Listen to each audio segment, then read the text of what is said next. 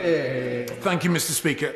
I find myself now, for the second time in quick succession, thanking the right honourable gentleman for his very gracious recognition of the work done by his predecessors on this side of the House, me included.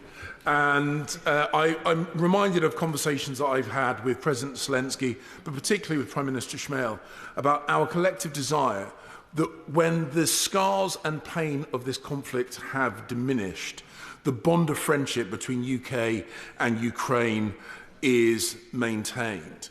To that end, what can the government do now to make it easier to perhaps de-risk some British-based businesses and potential investors going to Ukraine to start the rebuilding work now in preparation for that glorious day when Russia is ejected from Ukraine's sovereign territory and they can properly start rebuilding their homeland once again?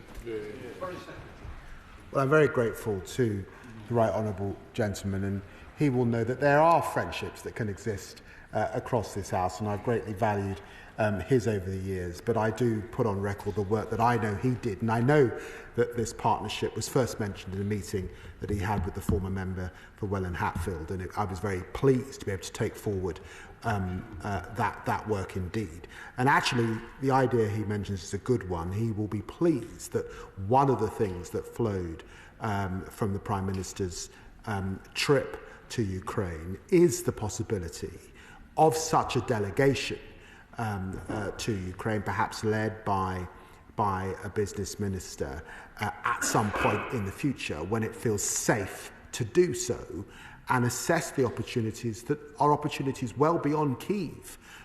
In fact, with the huge industrial base that existed in the country before, the huge opportunities because it's the breadbasket of Europe, and the huge opportunities because a lot of people don't quite realise the innovation that is present in the country that has led to one of the biggest drone industries that we now see on the planet.